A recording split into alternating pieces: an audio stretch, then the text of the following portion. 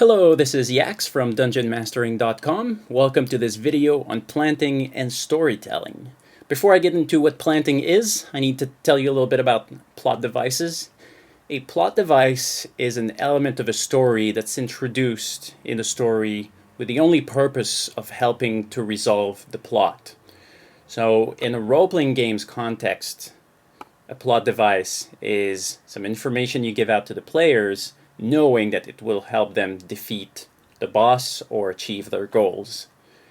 Now, planting is when you plan many encounters in advance, and then when you're planning the later parts of the story, you go back to the earlier parts of the story, the campaign you're planning, and you add information that you know will be useful later on. I call that planting. For this video, I set up a wiki on obsidianportal.com. Obsidian Portal is a free service that helps you organize your campaign information. I run my games from my laptop computer, and Obsidian Portal is a great service. I mention them all the time. They do not pay me for this. Actually, I'm paying them.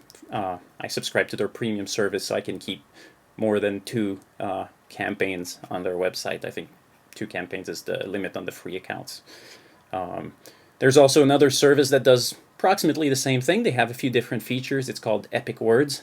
You'll find a link to both websites at the bottom of this webpage, just underneath the video. So I was saying I set up a wiki with all my campaign information. It's broken down into quests and scenes. I did record videos on story building and encounter building last few weeks. So you'll find the links to that underneath this video too, so you can watch them after this video. They're not really necessary to understand this, but they explain why I organize my information this way, and I believe it's an efficient way to set up the information. Alright, so let's say I'm planning a quest, and each encounter I prepare, the first thing I write down is the setup, all the information that I want to give out to the players. So first scene is a combat encounter, so I give them information number 1, information number 2. They're specific to this scene, so there might be information about the lighting conditions, the terrain, other strategic tactical information they might need. I'll give out a little random information because I don't want my players to metagame too much, and maybe something about the mood, trying to give a little feeling, maybe darker or more upbeat, even comical feeling to the game, depending on what I'm trying to do. And yeah, so I have all the information I absolutely need to give out. And by the way, this monster block is taken from DungeonMastering.com's DM tools. You can create your own monster blocks and export them to any website, but more specifically Obsidian Portal. And this one I took from the Shared Monsters database. So when you create a monster, you can choose to share it with everyone. And I copied this one to my account and I exported it right here. So I'm done with the shameless self-promotion. So let's keep going. All right, I planned my first encounter. Now I go through my campaign and I plan scene number 2, scene number 3, scene number 4. Let's say scene number 4 is the last encounter in the first quest in this campaign. Now, I have my setup information, the information that I feel like I need to give out to the players if they are to succeed, if they are to beat the encounter or beat the boss or whatever.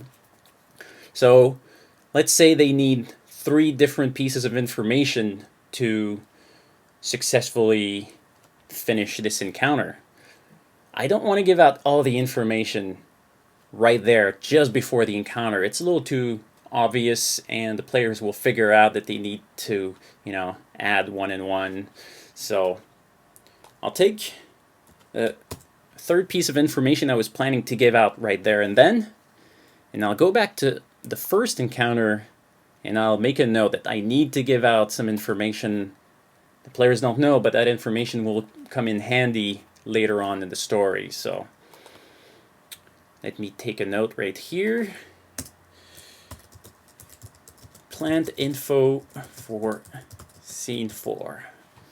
Alright, so there you go. That's the basic of planting information. Now, It's not as easy as it seems, because if you've been a DM, you know your players will not always do what you expect them to do. So you need to have a contingency plan. I have here a little section I call resources, and one of the links is called planting. So I'll go here and I'll write scene number 1, plant info for scene number 4. So if my players, they do something smart that allows them to completely circumvent, go by scene number 1, maybe even scene number 2. If they're smart, I want to reward them. I don't want to railroad them back into the first encounter. So I'll go to my improvisation page, if you will, and I'll make sure that I at least find a way to plan that information in the improvised scene that I'm coming up with, because my players did something unexpected. So that way, I'm not, when they reach scene number 4, I'm not surprised that I forgot to give some information, and I hate total party kills. So and if you're going to improvise, you might as well have a list of people and quirks. So I have a list of names and a list of quirks, just so that I can improvise NPCs on the fly. And same thing for let me go back here. Same thing for places. I have a link for different places. So I have a couple of establishment names. So the Devilish Dervish Inn, the Giggly Gopher, the Red Dragon's Lair, some shops, just so that I can wing it if I need to. So if you set up your information like that and you're ready to improvise a little bit, planting can really help make your game less linear, can really help your players feel good about themselves when they realize that information from the 2 games ago is coming up, turning out to be really handy. So I hope this helps you. You can watch the story building and this encounter building tutorials. I have the links right underneath this video. Have fun with your game, and I'll see you next month in the next Role Playing Games Maestro newsletter. Have fun.